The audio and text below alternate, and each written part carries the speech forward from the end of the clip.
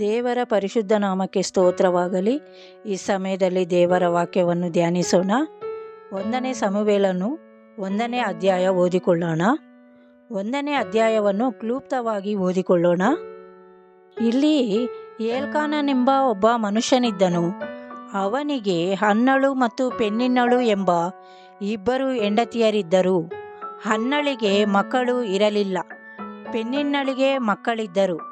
ಎಲ್ಕಾನನು ಪ್ರತಿ ವರ್ಷವೂ ಸೇನಾಧೀಶ್ವರನಾದ ಯೆಹೋವನಿಗೆ ಯಜ್ಞವನ್ನು ಸಮರ್ಪಿಸುವುದಕ್ಕೆ, ಆತನನ್ನು ಆರಾಧಿಸುವುದಕ್ಕೋಸ್ಕರ ತನ್ನ ಊರಿನಿಂದ ಶಿಲೋವಿಗೆ ಹೋಗುತ್ತಿದ್ದನು. ಅಲ್ಲಿ ಏಲಿಯ ಮಕ್ಕಳಾದ ಹೋಫ್ನಿ, ಫೀನೆಹಾಸ್ ಎಂಬುವವರು ಯೆಹೋವನ ಯಾಜಕರಾಗಿದ್ದರು. ಎಲ್ಕಾನನು ಯಜ್ಞವನ್ನರ್ಪಿಸಿದಾಗ ತನ್ನ ಹೆಂಡತಿಯಾದ ಪೆನ್ನಿನ್ನಳಿಗೆ ಹೆಣ್ಣು ಮತ್ತು ಗಂಡು ಮಕ್ಕಳಿಗೆ ಭಾಗಗಳನ್ನು ಕೊಡುತ್ತಿದ್ದನು. ಅವನು ಹನ್ನಳನ್ನು ಬಹಳವಾಗಿ ಪ್ರೀತಿಸಿದರೂ ಯೆಹೋವನು ಆಕೆಗೆ ಮಕ್ಕಳು ಕೊಡಲಿಲ್ಲವಾದ್ದರಿಂದ ಆಕೆಗೆ ಒಂದು ಭಾಗವನ್ನು ಮಾತ್ರ ಕೊಡುತ್ತಿದ್ದನು. ಇದಲ್ಲದೆ ಆಕೆಯ ಸವತಿಯಾದ ಪೆನ್ನಿನ್ನಳು ಯೆಹೋವನು ನಿನ್ನನ್ನು ಬಂಜೆಯನ್ನಾಗಿ ಮಾಡಿದ್ದಾನೆ ಎಂದು ಹೇಳಿ ಆಕೆಯನ್ನು ಕೆಣಕಿ ನೋಯಿಸುತ್ತಿದ್ದಳು. ಪ್ರತಿ ವರ್ಷವೂ ಯಜ್ಞವನ್ನು ಅರ್ಪಿಸುವಾಗ ಎಲ್ಕಾನನು ಹೀಗೆ ಮಾಡುವುದರಿಂದ ಪೆನ್ನಿನ್ನಳು ಹನ್ನಳನ್ನು ರೇಗಿಸುತ್ತಿದ್ದಳು. ಆಗ ಆಕೆಯ ಗಂಡನಾದ ಎಲ್ಕಾನನು ಆಕೆಗೆ, ಅನ್ನ, ಏಕೆ ಅಳುತ್ತಿ? ಉಣ್ಣದಿರುವುದಕ್ಕೆ ಕಾರಣವೇನು?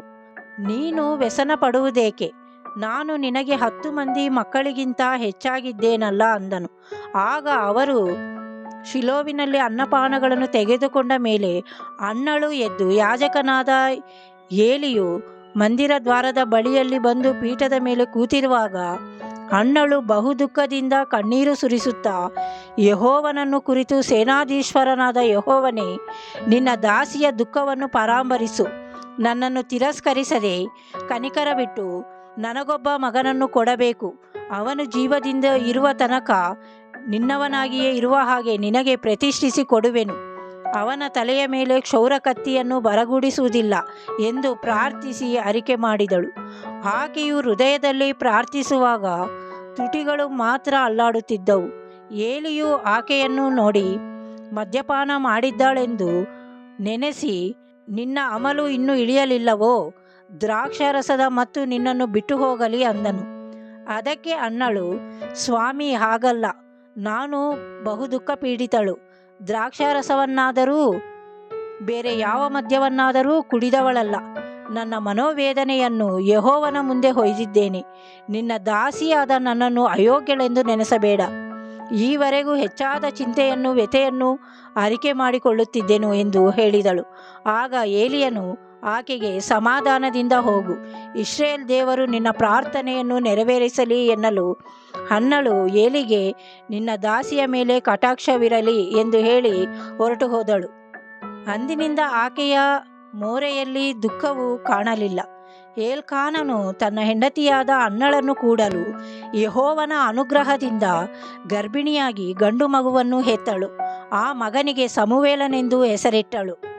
ಮಗನು ಮೊಲೆ ಬಿಡುವ ತನಕ ಹನ್ನಳ ಹತ್ತಿರ ಇದ್ದನು. ನಂತರ ಶಿಲೋವಿನ ಮಂದಿರಕ್ಕೆ ಮಗನನ್ನು ಕರೆದುಕೊಂಡು ಹನ್ನಳು ಏಲಿಯನಿಗೆ, ಸ್ವಾಮಿ, ನಾನು ಇವನನ್ನು ಯೆಹೋವನಿಗೆ ಒಪ್ಪಿಸಿಕೊಟ್ಟಿದ್ದೇನೆ.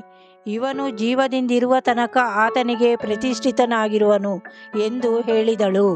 ನೋಡಿ ಪ್ರಿಯರೇ, ನಾವು ಇಲ್ಲಿ ನೋಡುವಾಗ ಹನ್ನಳು ಪೆನ್ನಿನ್ನಳಿಂದ ಅನೇಕ ಹಿಂಸೆಗಳನ್ನು, ಅವಮಾನಗಳನ್ನು, ದುಃಖವನ್ನು ಹೊಂದಿ ದೇವರಿಗೆ ಕಣ್ಣೀರಿನಿಂದ ಪ್ರಾರ್ಥನೆ ಮಾಡುತ್ತಿದ್ದಳು. ಅಪ್ಪ, ನನ್ನ ಬಂಜೆತನವನ್ನು ತೊಲಗಿಸು, ನನಗೆ ಒಂದು ಮಗನನ್ನು ಅನುಗ್ರಹಿಸು, ಅವನನ್ನು ನಿನ್ನ ಸೇವೆಗಾಗಿ ಅರ್ಪಿಸುತ್ತೇನೆಂದು ಹನ್ನಳು ಬಹು ದುಃಖದಿಂದ ದೇವರಿಗೆ ವಿಜ್ಞಾಪನೆ ಮಾಡುತ್ತಿದ್ದಳೆ. ಹನ್ನಳ ಪ್ರಾರ್ಥನೆಯನ್ನು ಕೇಳಿ ದೇವರು ಹನ್ನಳ ಕಣ್ಣೀರನ್ನು ಒರೆಸಿದರು. ಹನ್ನಳಿಗೆ ಗಂಡು ಮಗುವನ್ನು ಕೊಟ್ಟರು. ಹನ್ನಳಿಗೆ ಬಂದ ನಿಂದೆಯನ್ನು, ಅವಮಾನವನ್ನು ದೇವರು ತೊಲಗಿಸಿದರು. ಅದೇ ರೀತಿಯಾಗಿ ಪ್ರಿಯರೇ, ಈ ಲೋಕದಲ್ಲಿ ನಮಗೆ ಅನೇಕ ಕಷ್ಟಗಳು, ಅವಮಾನಗಳು, ಹಿಂಸೆಗಳು ಸಂಭವಿಸುವಾಗ ನಾವು ಮನುಷ್ಯರ ಮುಂದೆ ಹೇಳಿದರೆ ಪ್ರಯೋಜನವಿಲ್ಲ ಪ್ರಿಯರೇ.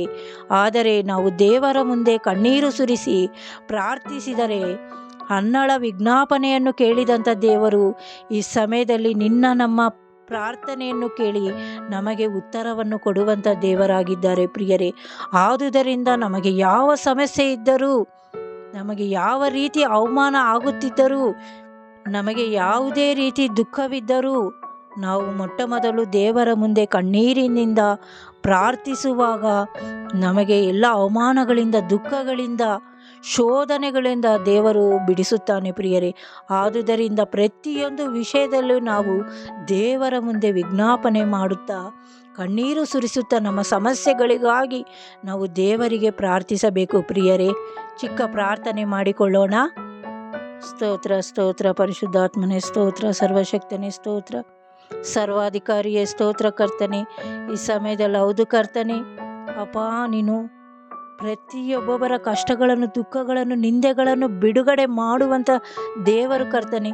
ಹೌದು ಕರ್ತನೆ, ಅಪ್ಪ ಅಣ್ಣಳ ಕಣ್ಣೀರನ್ನು ನೋಡಿ ಅಪ್ಪ ಅಣ್ಣಳಿಗೆ ಅಪ್ಪ ನೀನು ಸಂತಾನ ಭಾಗ್ಯವನ್ನು ಕೊಟ್ಟು ಮಗನನ್ನು ಕೊಟ್ಟಿದ್ದಕ್ಕಾಗಿ ಅಪ್ಪ ನಿನಗೆ ಕೋಟ್ಯಾನುಕೋಟಿ ಸ್ತೋತ್ರ. ಅದೇ ರೀತಿಯಾಗಿ ಕರ್ತನೆ, ಅವರಿಗೆ ಬಂದಂಥ ಅಣ್ಣಳಿಗೆ ಬಂದಂಥ ಎಲ್ಲ ಶೋಧನೆಯನ್ನು ಅಪ್ಪ ಬಿಡುಗಡೆ ಮಾಡಿದೀಯ ಕರ್ತನೆ. ಹೌದು ಕರ್ತನೆ, ಈ ಲೋಕದಲ್ಲಿ ನಮಗೆ ಬರುವಂಥ ಕಷ್ಟಗಳು, ಕಣ್ಣೀರು, ದುಃಖಗಳು, ಹಿಂಸೆಗಳನ್ನು ಕೂಡ ನೀನು ಬಿಡುಗಡೆ ಮಾಡುವಂಥ ದೇವರು ಕರ್ತನೆ. ಹೌದು ಕರ್ತನೆ, ಈ ಸಮಯದಲ್ಲಿ ಕರ್ತನೆ ಈ ರೀತಿಯ ಪರಿಸ್ಥಿತಿಯಲ್ಲಿ, ನಿಂದೆಯಲ್ಲಿ, ಶೋಧನೆಯಲ್ಲಿ, ಹಿಂಸೆಯಲ್ಲಿ ಯಾರ್ಯಾರು ಇದ್ದಾರೆ ಕರ್ತನೆ ಅಂತ ಪ್ರತಿಯೊಬ್ಬರನ್ನು ಈ ಸಮಯದಲ್ಲಿ ದರ್ಶಿಸು ಕರ್ತನೆ. ಅವರ ಸಮಸ್ಯೆ ಯಾವುದೇ ಇದ್ದರೂ ಆ ಸಮಸ್ಯೆಗಳಿಂದ ಅಪ್ಪ ನೀನು ಬಿಡುಗಡೆ ಮಾಡು ಕರ್ತನೆ. ಅಣ್ಣಳ ಹಾಗೆ ಪ್ರಾರ್ಥಿಸುವಂತೆ ಒಬ್ಬೊಬ್ಬರನ್ನು ದರ್ಶಿಸಿ ಕಾರ್ಯವನ್ನು ಮಾಡು ಕರ್ತನೆ. ಪ್ರಪಂಚದಲ್ಲಿರುವ ಪ್ರತಿಯೊಬ್ಬ ಜನರನ್ನು ದರ್ಶಿಸಿ ಕಾರ್ಯವನ್ನು ಮಾಡು ಕರ್ತನೆ. ಈ ಚಿಕ್ಕ ಪ್ರಾರ್ಥನೆ ಯೇಸುವಿನ ಪರಿಶುದ್ಧ ದಿವ್ಯನಾಮದಲ್ಲಿ ಬೇಡಿ ಹೊಂದಿದ್ದೇನೆ ತಂದೆಯೇ, ಆಮೇನ್.